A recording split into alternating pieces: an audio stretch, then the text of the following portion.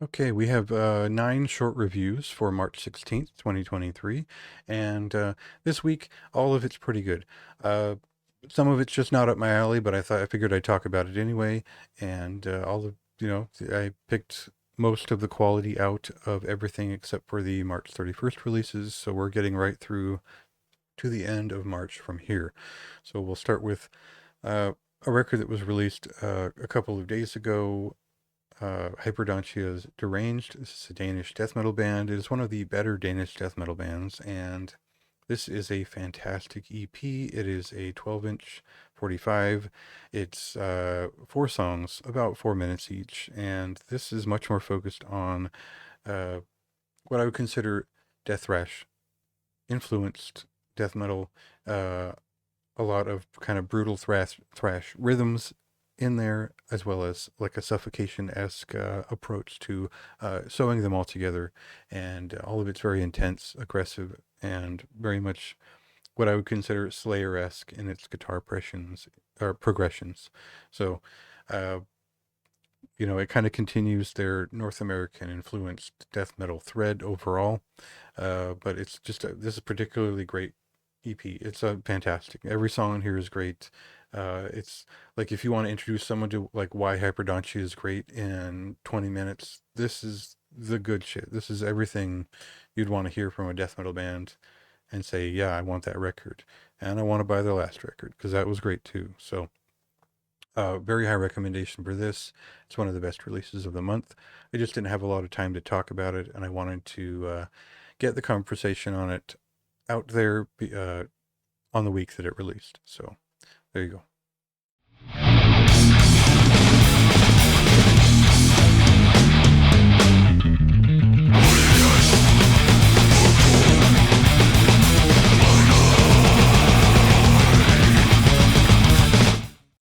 Eisenkult is a German black metal band from members of Mavrim, Asenheim, and Slagmark, and I think Totenwalk too. And they're a provocative band for sure. Vulgar German hate music is the title of the album, basically in German.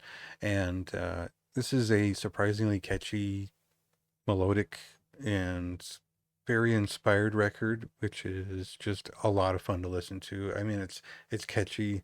It's definitely classic black metal influenced, but it is led, keyboard led melodies, shout along choruses, chorales. It's a celebration of a record. It's anthemic as much as it is uh, not so sentimental. Like if uh, the last couple of Horn albums have had that sort of sing along quality, and this album has that without feeling like it's aiming for some kind of ancient pride so much as it's just kind of just having fun, being a hateful German black metal record. So I loved it. I listened to it a ton.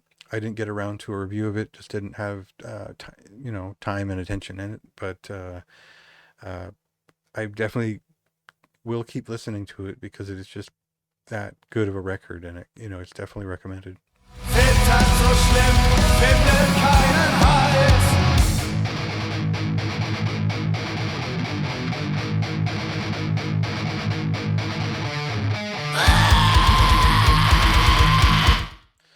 So yeah, I don't mean to be too brief about Cruelty's Untopia. It's their second full-length album. This is a Japanese uh, metallic hardcore slash death doom metal band, and this is a very straightforward record. It's moshable metallic hardcore, kind of beatdown influenced attack with some slower, heavier death metal riffs and sound design, which sort of takes a similar approach to a band like Xibalba, but doesn't necessarily go for the blown out HM2 sound. So, pretty solid record overall. I think that this style just hasn't really gone anywhere in the hands of the new generation. It's not the first generation to approach 90s hardcore and death metal, and sort of never quite go anywhere beyond the obvious grooves. And I like to see a band like this, especially these guys who seem to understand what's interesting about beatdown. I like to see something more classically hardcore in there, something that feels like they're taking it to another level that's not been done before, because we get some of those kind of hate breed or those kind of breakdowns where it's like, well, all right, that's going to really work live, but on record, we've got a lot of these and they're pretty good. So it's not a slight against this record. It's definitely easy to recommend anything by Cruelty because they are just one of the better, you know, bands in this style. I just think that, man, I start to feel like I've heard it all before, and like to see what else they can do.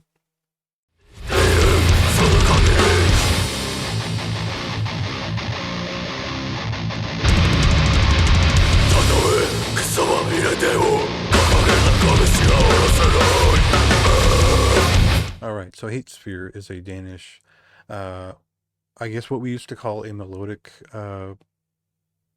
death thrash band or a groove thing.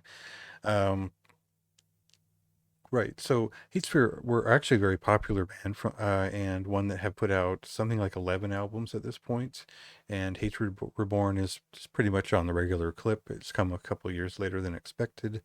And it's still very much in the style of bands like Do Scented and Carnal Forge and The Haunted, where they'll fuse melodic death metal in with groove metal, sort of the Pantera influenced side of things, and go their merry way with it, with more intense thrashing songs that are variously catchy and just kind of blunt in their attack.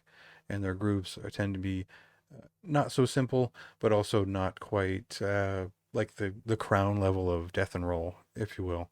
So there's some kind of straightforward appeal to what Hatesphere does that I still enjoy to some degree.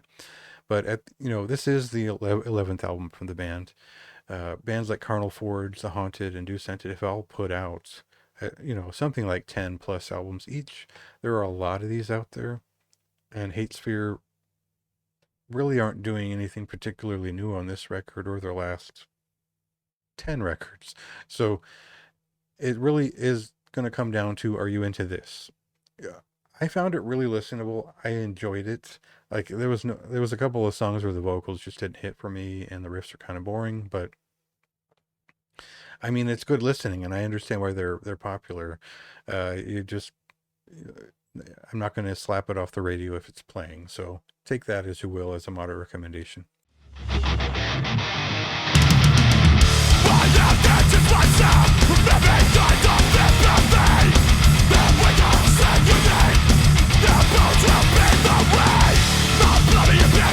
So I tried for about a couple weeks, about 2 or 3 weeks, to repeatedly listen to this latest, their second Gatekeeper album. This is a Vancouver, British Columbia-based heavy metal quintet who are known for their epic heavy metal style. And From Western Shores doesn't necessarily repeat anything that the last album did. And that means, well, they've gotten a new vocalist in. They've got rid of Jean-Pierre Aboud and added in Odin Fist's Tyler Anderson, taken a bit more of a power metal direction. And I don't necessarily mean 80s power metal, maybe late 80s power metal, maybe. Uh, and now we just get more of a heavy metal record, one that is, I hate to say it, it's kind of painfully average. It's not bad at all. There are some really good songs here, but uh, there's just no edge to it. There's no conviction to it. It's just very, it's just kind of there. And I had a lot of trouble because I really, really like this band. East of Sun was one of my favorite records when it came out back in, I think, 2018. Uh, I bought everything of theirs up to this point, but this one just feels like it changed too much too soon. And the addition of the vocalist changed the way they approach their cadence, their narrative. It's a lot more showy. It's a little bit less conversational or narrative in its delivery, and the focus on harmonies becomes a little bit scatterbrained throughout the full thing. It definitely feels like we're getting to the bad side of heavy metal in a lot of the new wave of traditional heavy metal throwbacks, where we're kind of getting into the, I don't know, maybe I don't really like a bit of Wasp in my metal. There's things that I really like the throwback side of it, the epic, the earnest, working man's heavy metal and less the mop-headed stuff. So uh, this album doesn't feel as impassioned and sincere as the last one. It doesn't feel as underground as the last one, and maybe that's totally my taste and my what I want out of this type of record. But I found it just average, and nothing wrong with that. I still enjoyed listening to it. I think if you're a fan of Visigoth, that or Eternal Champion, you'll you'll get why this is as good as those things in a similar style.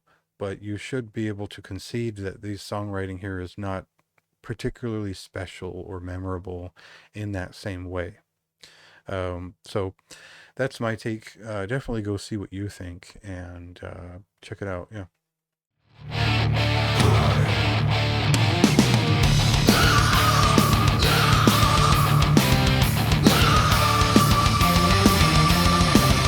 Strike out, for we shall roam. So Hanging Garden is a Finnish gothic metal band, and one that has kind of crossed between gothic death doom and melodic death doom, and moved around quite a bit in terms of what they do. I would generally just call them a gothic metal band of the semi-heavier variety, that does still toy around with more aggressive vocal styles. Uh, the Garden is, I think, their 8th album. Yeah. And I don't know that this particularly stood out for me as one of the finer examples that I've heard in a while. It definitely has a when they do pour it on, it is always in kind of at the expense of different vocal styles clashing together all at once. And I know that a lot of gothic metal fans love this sort of disharmonious opera that happens in a lot of gothic metal albums out of Europe, because they feel conversational and dramatic and even a little bit avant-garde.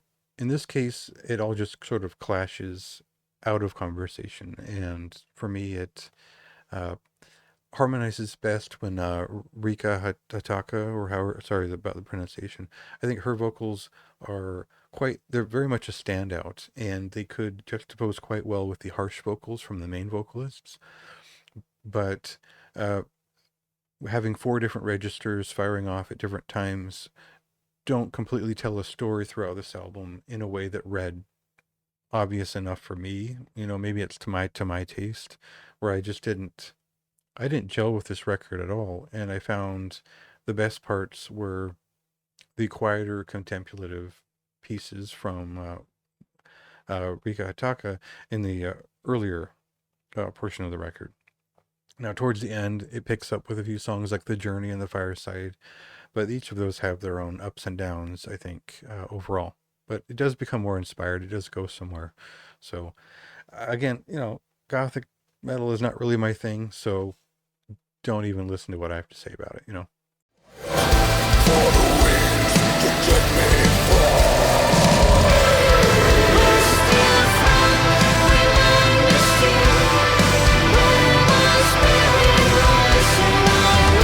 So Woe Unto Me is a Belarusian sextet, and they've been around for a while, and along the meandering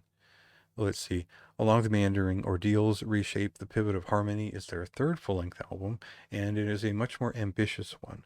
In 2019, they onboarded a new clean vocalist who is quite good. He has a very similar register as the fellow from Catatonia in some respects, and it's given their whole sound a little bit of a progressive bump up. So we could call it a funeral doom metal band, but really it's more of an atmospheric progressive doom metal band in a lot of ways.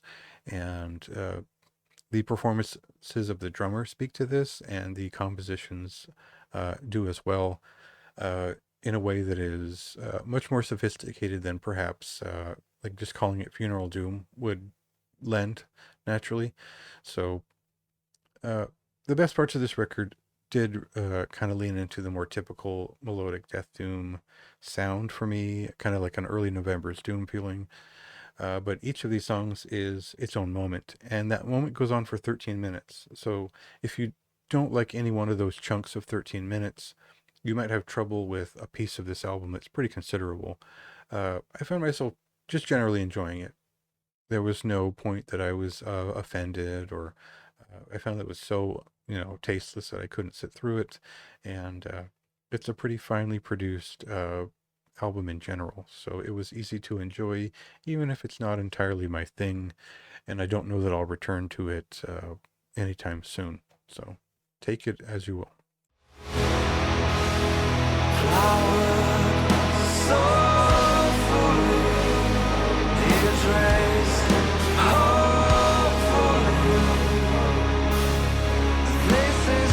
So, well, the Turin, Italy-based noise rock slash post-hardcore band, the Turin Horse, finally returned after their 2018 mini LP, which I'd reviewed, and Unsavory Impurities is their debut, and it's full length, and it's quite a good one.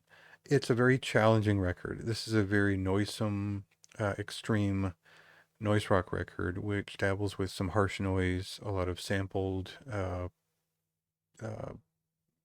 kitchen sink sort of compositions, as well as more standard noise rock songs that generally find a tangent and stick with it. The major points I took along the way was, the experimentation of early Today Is the Day. John Zorn for the scatterbrained approach to a lot of the more experimental pieces on this record.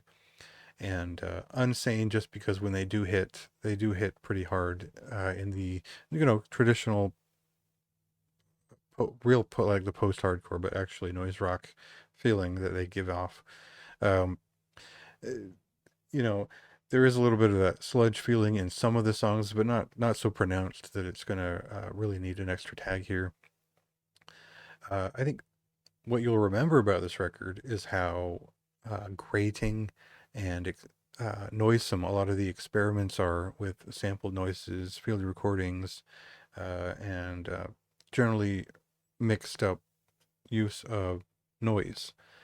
When we get to the actual noise rock part of it, that is actually very palatable. So it creates this scrambled brain of an album that is only 37 minutes long, but it feels like an hour. It's a bit of an experience, and I liked it, but I think they went a little bit overboard with some of these songs, especially like there's like an 8-minute song towards the end, which is just kind of ambient and noise, and that wasn't necessary for me personally to keep the album going, and it didn't really add that much to the album. So that's kind of where the dings to the score goes. I also think the production overall could have used a little bit more finesse in tying all the pieces together, because it is kind of a speaker blower in a lot of ways as we go from track to track.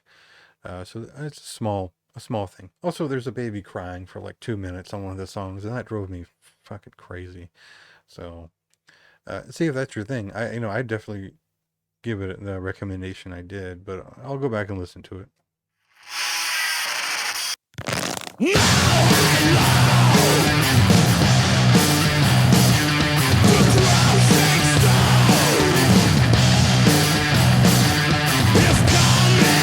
Hell Crash's Demonic Assassination. I think this is the first time I've ever censored an album cover.